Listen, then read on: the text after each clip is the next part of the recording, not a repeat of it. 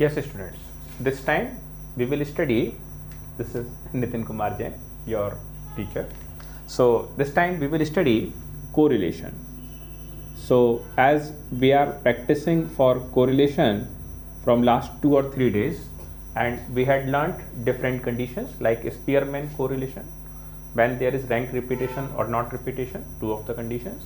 Then we discuss about Karl-Pearson correlation in the direct as well as in shortcut method. So on the same scenario, student, this time we are studying the last method for this working. This is scatter diagram. So this is a diagram by which you may draw the correlation. It's very easy method. Suppose students, there are information price of rice, एक economy के अंदर जो price of rice था, चावल का जो rate था, वो इकोनॉमी में ट्रेंड कर रहा था, रेट्स थे उसके। तो कभी इकोनॉमिक्स में इसका जो इकोनॉमी में रेट था ये था 32 रुपीज़, फिर क्या हुआ कि ये रेट पहुंच गया 35 रुपीज़, फिर ये रेट थोड़ा डाउन हुआ 34 रुपीज़ रह गया, और फिर ये रेट 33 रुपीज़ भी पहुंचा, और फिर ये रेट सीधा 36 पहुंच गया, और उसके बाद ये रेट 40 पहुंच गया। तो अलग अलग टाइमिंग्स में प्राइस ऑफ राइस कितना कितना रहा है उसका एक डिटेल हमारे पास अवेलेबल है। अब सेकंड बात आती है और उसमें है प्राइस ऑफ शुगर। तो इकोनॉमी के अंदर शुगर का प्राइस कितना कितना रहा और क्या चेंजेस हुए वो समझना है। जिस दिन मार्केट में प्राइस ऑफ राइस 32 रुपीज़ था, वो दिन मार्केट में जो शुगर का रेट था दैट वाज 20 रुपीज़। देन हुआ ये कि जब प्राइस ऑफ राइस 35 पहुंचा, थोड़ा बढ़ गया, तो अब शुगर का रेट जो अब आ गया that is 24 rupees. 34 rupees price कम हो गया, लेकिन यहाँ ये 24 ही बना रहा। ऐसा हो सकता है या नहीं हो सकता है? अब मार्केट में राइस का प्राइस थोड़ा डाउन चला गया 33, लेकिन जो शुगर का प्राइस था वो जंप कर रहा है, दिस इज 25। 36 रुपीज़ प्राइस जब यहाँ पहुँचा तो यहाँ इसका प्राइस 29 रुपीज़ पहुँचा, यानी ये भी रेस कर गया। और जब मार्केट में 40 रुपीज़ राइस पहुँच गया तो वो दिन यहाँ जो प्राइस था शुगर का वो भी राइस करके 32 पहुँचा। अब कुछ लोगों का कहना ये है कि साहब राइस एक अलग प्रोडक्ट है और शुगर एक दूसरा अलग प्रोडक्ट, तो राइस का प्राइस कम हो रहा है या बढ़ रहा है इस बात का कोई मतलब नहीं है with the relation with the price change in sugar. कुछ लोग ऐसा कहते हैं, कुछ लोग कह रहे हैं नहीं ऐसा नहीं है। राइस का जो प्राइस में बदलाव आ रहा है, चेंजेस आ रहे हैं, तो जैसा चेंज जैसे राइस का प्राइस बढ़ा तो शुगर का प्राइस भी बढ़ गया, और मान लो कि राइस का प्राइस कम हो गया और शुगर का प्राइस भी कम हो गया, इसका मतलब वो दोनों चीजें एक दूसरे से लिंक करती हैं, दोनों चीजें एक दूसरे से कोरिलेट तो करती हैं। अब ये कोरिलेशन वास्तव में करती हैं कि नहीं करती हैं, ये जानकारी हम लोग स्कैटर डायग्राम मेथड के थ्रू अभी सीखने वाले हैं। तो ये सिंपल मेथड है और इस मेथड में वर्किंग कैसे होती है इसको अभी हम बात करते हैं। तो जो मेथड हमारे पास अब सीखने का दैट इज स्कैटर डायग्राम। तो स्कैटर डायग्राम के पर्पज से ये वाला हमने एक ग्राफ पेपर की लाइनें ड्रॉ कर ली, और आपको तो मालूम है ना कि y हमेशा छत पे रहता है और x यहाँ धरती पे रहता है, और ये हमारे इंटरसेक्टिंग पॉइंट 0।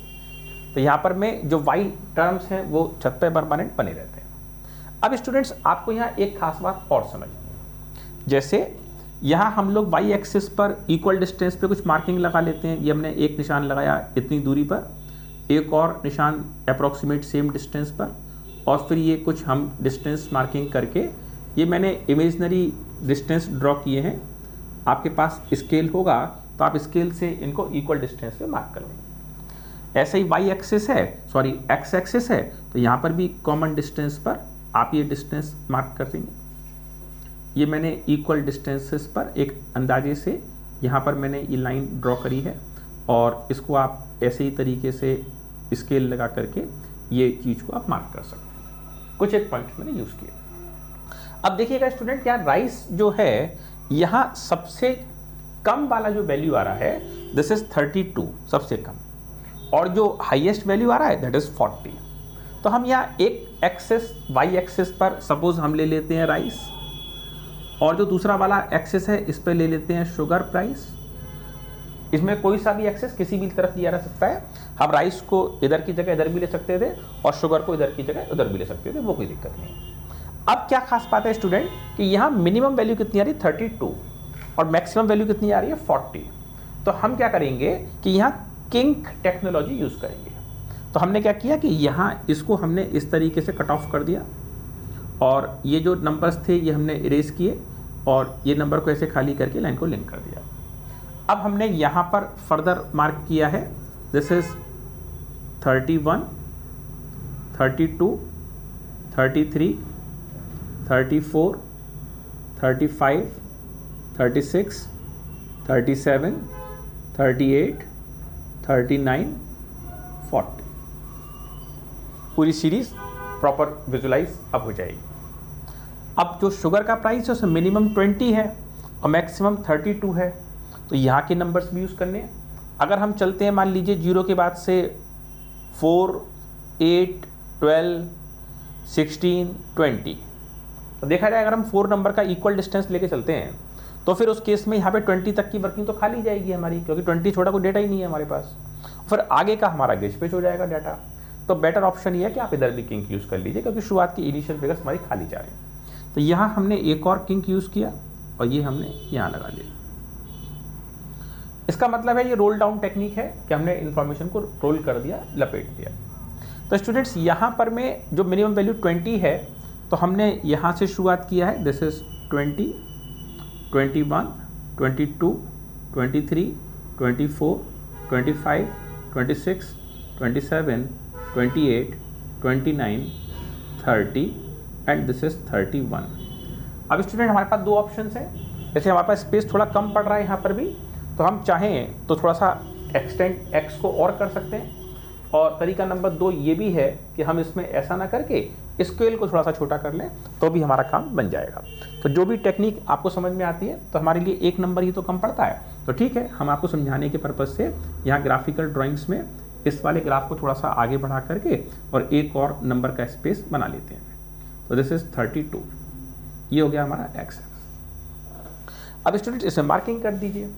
जब 32 रुपीज़ का राइस का प्राइस था वो दिन शुगर 20 रुपीज़, तो शुगर का प्राइस 20 रुपीज़ था, प्राइस 32, शुगर का 22, प्राइस था इसका 32। तो ये हम अप्रॉक्सीमेट यहाँ आ रहे हैं। जब प्राइस 24 रुपये पहुँचा तो ये 35 पहुँच गया। तो जब ये 24 रुपये का प्राइस पहुँचा तो ये पहुँच गया 35। तो 24 रुपये पे 35 का ट्रेंड अप्रॉक्सीमेट यहाँ आ जाएगा 24, 35, 24 और 35। यहाँ पर 24 रुपीज़ पर 34 ही है, तो 24 पर एक और है 34, ये भी इधर ही रहना है। नेक्स्ट नंबर पर 33 रुपीज़, 25 रुपये पे 25 रुपीज़ 33 है, तो 25 की मार्किंग यहाँ आ रही है, 33 यहाँ आ रहा है,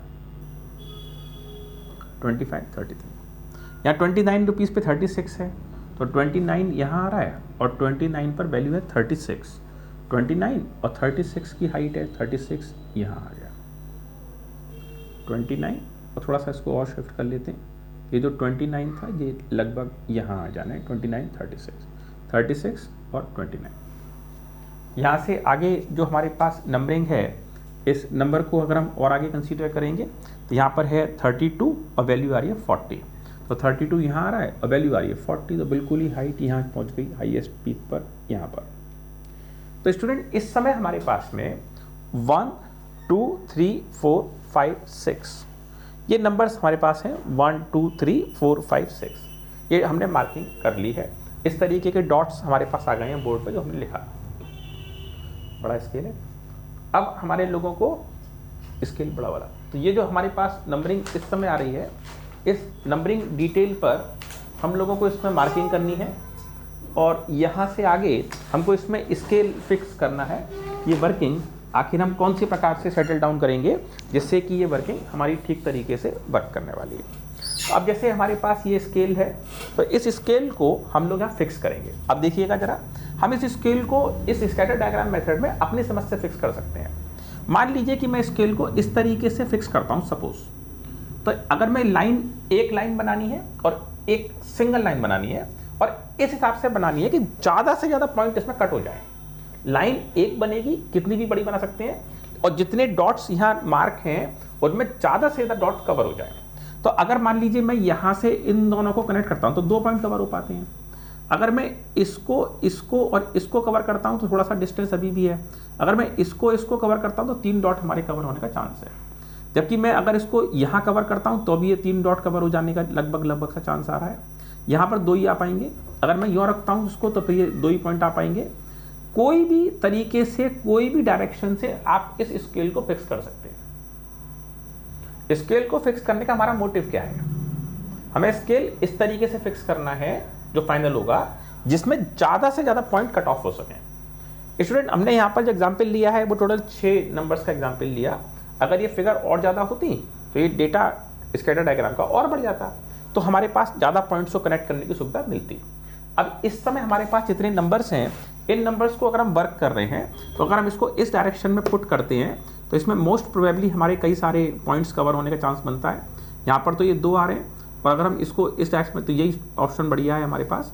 इसमें कम से कम ये 2 और तीसरा वाला मामूली सा टच करता हुआ तब आगे आ रहा है। तो ये हमारा एक लाइन ट्रेंड बन गया जो अप्रॉक्सीमेट तीनों पॉइंट्स को आपस में कवर करने की बात बना रहा है। ये समय पर हमारे 3 पॉइंट्स इसमें कवर हो रहे हैं और 3 से ज़्यादा किसी भी लाइन से हो नहीं रहे। तो इस समय पर हमारा ये इंक्रीजिंग ट्रेंड चल रहा है, तो इसको पॉजिटिव स्लोप कोरिलेशन बोलेंगे। अगर ये वाला लाइन सपोज इस तरफ से ना होकर के इस तरीके से आ रहा होता और ज़्यादा पॉइंट चल रहे थे तो ये नेगेटिव ट्रेंड का ग्राफ बन जाता। लेकिन अभी तो ये नेगेटिव ट्रेंड का नहीं आ रहा है, ये हमारा पॉजिटिव ट्रेंड में चल रहा है, क्योंकि हमारी इन्फॉर्मेशन उस डायरेक्शन में ज़्यादा पॉइंटों को इंटरसेक्ट कर पा रही है। तो अगर ये इस तरफ से आगे बढ़ेगा तो ये पॉजिटिव ट्रेंड का हमारा ग्राफ बन जाएगा। ठीक है, इस वाले मेथड का नाम क्या है? अगर कोई प्रकार का लिंक ही नहीं बन रहा तो फिर ये स्कैटर डायग्राम नहीं बनेगा। तो स्कैटर डायग्राम बनाने के लिए क्या करना पड़ता है कि जो इन्फॉर्मेशन डेटा है इसको आप अप्रोप्रिएट प्लेस पर प्लेस कर दीजिए और देखिए कि किस में ज़्यादा से ज़्यादा पॉइंट कट ऑफ हो रहे हैं, और जिस किसी मेथड पे ज़्यादा से ज़्यादा पॉइंट कट जाएंगे वही हमारा स्कैटर डायग्राम का सीक्वेंस बन जाएगा। तो ये पैटर्न है जो हमने अभी फॉलो किया। इसमें से कुछ कन्फ्यूजन है?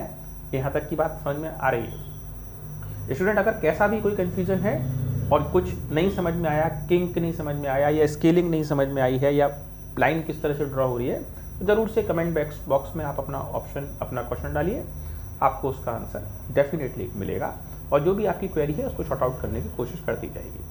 तो इस तरीके से पुरानी वीडियोस को कनेक्ट करते हुए हमारा कोरिलेशन तीनों मेथड्स में कंप्लीट हो गया। हमने फर्स्ट नंबर पे पढ़ा था, that was Spearman rank correlation. Then हमने नेक्स्ट वीडियो में पढ़ा इसके अंदर कार्ल पियर्सन, शॉर्टकट और डायरेक्ट दोनों, और अब हमने पढ़ा स्कैटर डायग्राम। तो ये कोरिलेशन का काम हमारा स्टूडेंट्स पूरा हो गया। So this is the method by which you can draw that first information is informed or connected with the next information or not, and if it is connected, and in which manner it is connected, it is positively connected or negatively connected, and what is the degree of correlation? It means it is connected 90%, 80%, 10%, what kind of correlation exists therein. So thanks students for watching this video, and this is for your information. If you are feeling any kind of confusion anywhere in the statistics, please mark your query, send your question, definitely we will try to respond fast. So students, this is the question, this is the pattern that you need to answer, and in case you are suffering with any issue, please inform. Please subscribe, like and share the channels. Thanks students for watching.